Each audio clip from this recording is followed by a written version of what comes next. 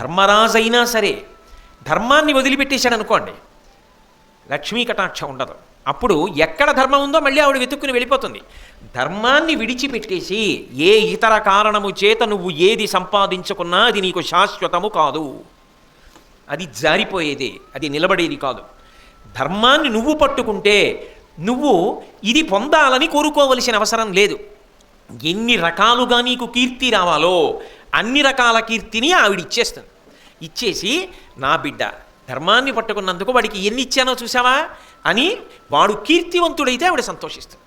కాబట్టి ధర్మాన్ని పట్టుకున్న నీ దగ్గరికి రాజ్యలక్ష్మి నడిచొస్తుంది, నువ్వు పొందుతావు.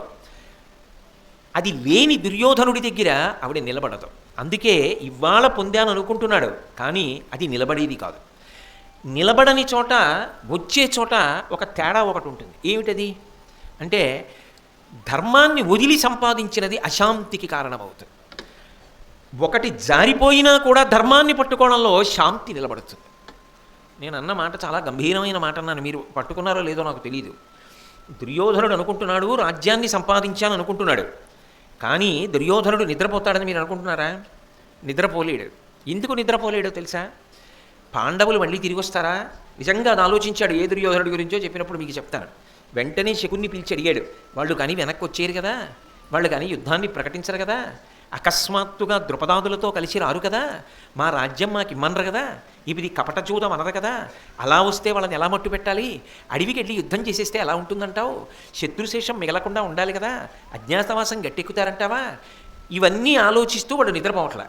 ధర్మరాజు ఏం చేస్తున్నాడు? ఆయన వెంట 1000 మంది బ్రాహ్మణులు వెళ్ళారు. వీళ్ళకి అన్నం ఎలా పెట్టాలి? నాకు లేకపోతే పర్వాలేదు, నమ్మి వచ్చిన బ్రాహ్మణులు అన్నం తినకపోతే ఎలా?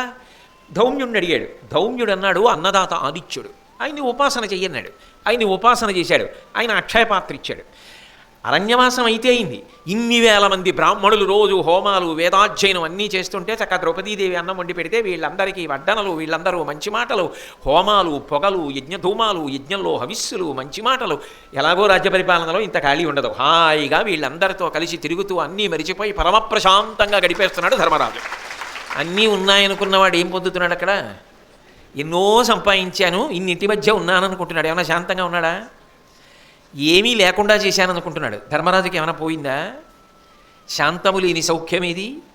ఆయన పరమ సంతోషంగా ఉన్నాడు, ఈయన పరమ విచారంగా ఉన్నాడు. ఎక్కడ ధర్మం ఉన్నదో అక్కడ భౌతికమైన ఐశ్వర్యము ఒకనాడు లేనట్టు కనిపించవచ్చు, కానీ అక్కడ గొప్ప శాంతి ఉన్నది. మీరు అందుకే ఈ దేశంలో ఒక విచిత్రమైన లక్షణాన్ని మీరు గమనించుంటారు.